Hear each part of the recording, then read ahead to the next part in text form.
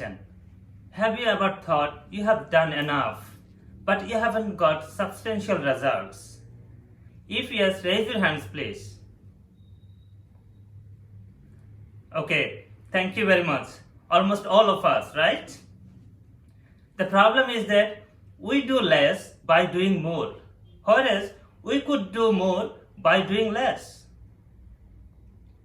Mr. Toastmaster, fellow Toastmasters and guests, a very good evening.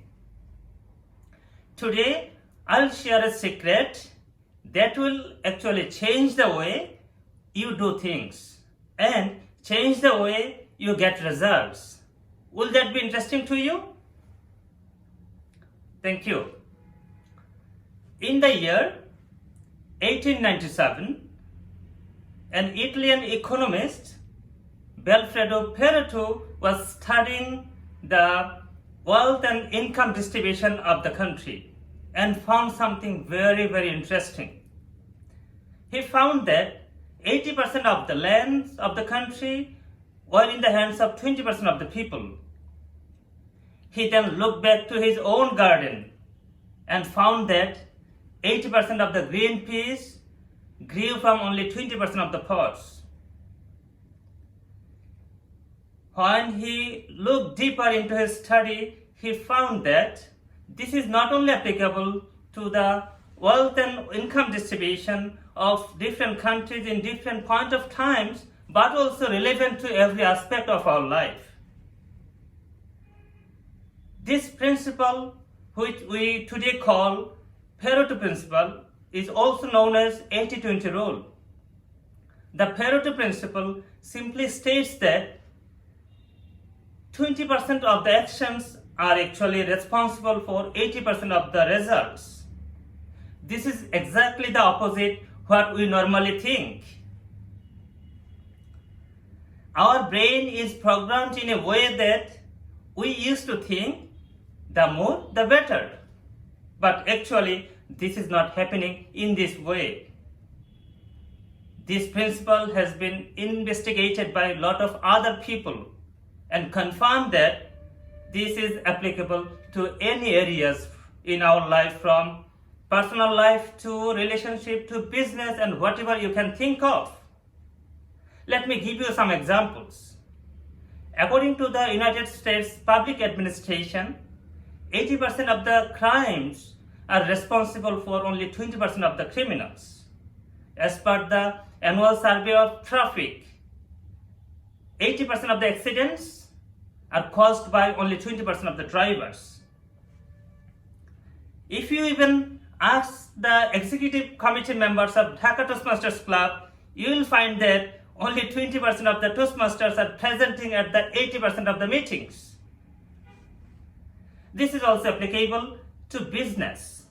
According to the customer satisfaction survey of top 500 Fortune companies, 20% of the customers are responsible for 80% of the company's profits. And at the same time, 80% of the complaints are coming from only 20% of the customers. Therefore, practically, it makes more sense to focus on this 20% of business. However, let me point here that the principle is not teaching us for the shortcut. Rather, it's teaching us how to focus on the important items. As part of my research today, I also looked back to my own life and found that something very interesting. I found that in my daily to-do list, 20% of my actions are actually responsible of 80% of results. Let me tell you a story. While I was in Australia to study my second master's at the University of Melbourne for the academic session of 2014 and 15, I had few friends there. Few of my friends used to study a lot. I mean a lot.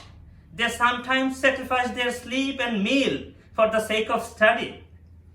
They used to think that if they study more, they'll be the champion in the class. But at the end of the session, what was seen that some of them could not even clear simple paths and had to repeat several courses.